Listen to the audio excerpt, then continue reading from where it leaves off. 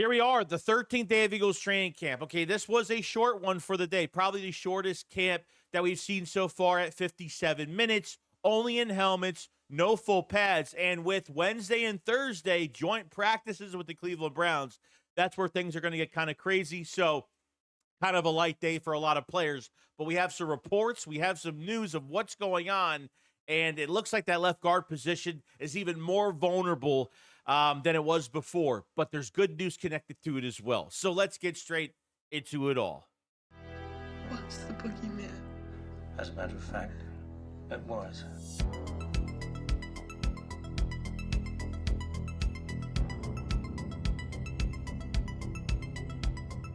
Yo, what is going on, guys? Hope we're having a fantastic day today. So I want to kind of start everything off. This might be a short one today because there really wasn't much. With a short practice, not in full pads, and resting specific players to get ready for these 2 days of joint practices. I get why they kind of did that. But to kind of get everything on the table from the news from a couple nights ago that we found out late in the morning as well on the report on Landon Dickerson, it is good news. It looks like the news on Landon Dickerson is a minor meniscus tear, mild, which is great. Only going to miss a few weeks, but potentially the Eagles are aiming for him to start in that first game against the Dallas Cowboys, and that is an awesome thing.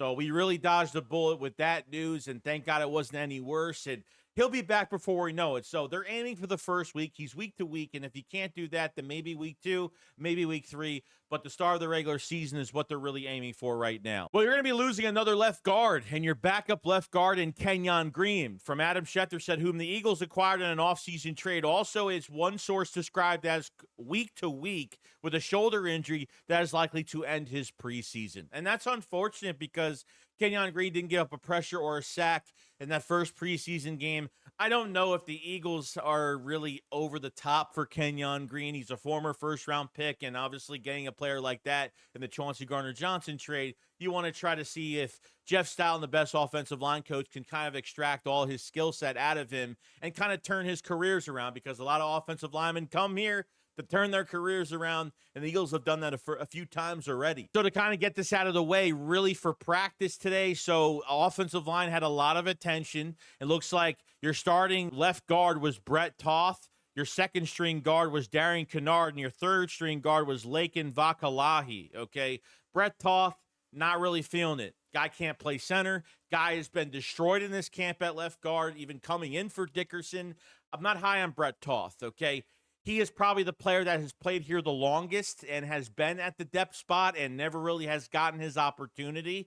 But I don't know if he's even good enough for a backup spot at this point. Darian Kennard was playing the other guard spot realistically before Dickerson's injury, now switching him to the left side, or he maybe has played both sides a little bit in this camp in the past. And for your third, you have Laken Vakalahi, which, this is his second year and hopefully getting better, but I'm not really expecting much from him either. I think the biggest disappointment realistically from this offseason program yet again is Trevor Keegan. I mean, hurt last offseason, missed a lot of time.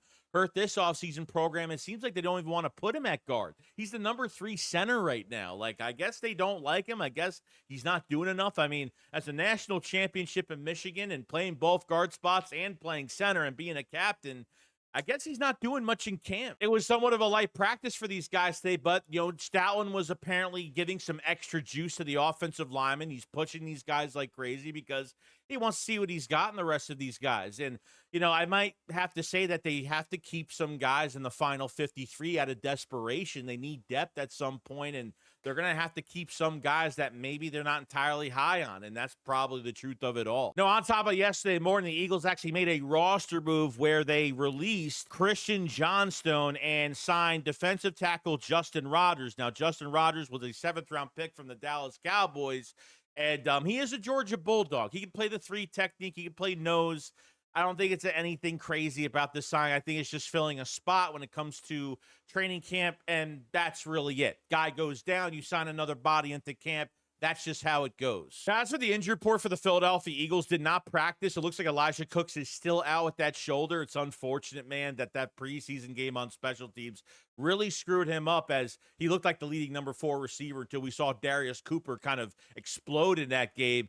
So it looks like his preseason might be ruined here if he misses this entire week. Now, we know that Landon Dickerson's out. We talked about Kenyon Green potentially being week to week now, and Gabe Hall still hurt with the shoulder injury. He got hurt in the open practice and really going to be that number 4 defensive tackle. We'll see what happens with that. But limited, Zach Ball and A.J. Brown are still out. This is just no major concern, nothing like that. Montrell Johnson still out with the hamstring, man. I would like to see him play this year if they possibly can. And Byron Young is officially back on a limited capacity, so we'll see how much he does at the joint practice, but he is sorely missed, and you know, now he could come back and compete. We can never keep these guys on the field at the same time because one guy's hurt, the other guy's healthy. One guy's healthy, the other guy's hurt. It's always both ways, but Byron Young coming back, good sign. Now, to kind of start off with some things defensively for the Philadelphia Eagles, looks like Makuba did start with the first team. So this is like his, third or fourth day starting with the first team, which is really good. Makuba, I've said this, he's going to start week 1. Let him go through his growing pains. He's missed some time. He's finally back. He's fully healthy. We'll see what he does this week. With 2 joint practices and that big preseason game on Saturday, Makuba's going to get in a lot of work. Now, Makuba did play inside for dime, and then Sidney Brown would shared some reps with the first team as well at safety. Now, let's go into the cornerback position. Looks like Adoree Jackson did start his 8th time as the number 2 corner for the Philadelphia Eagles. Obviously, Ringo was right behind him and shared first team reps. Even Mac McWilliams played on the inside and played on the outside, but Mac McWilliams was burned on a pass to the right sideline by Jahan Dotson in this practice, so he didn't really have a fantastic day. Not only that, but Ringo gets beat on a route from McKee to Darius Cooper, and it just seems like every day I'm looking at this news that Ringo is getting beat nonstop, and I feel like the next couple days of joint practice with the Browns, he's going to get beat a lot, but I'm really hoping that he shows some fight in this camp, that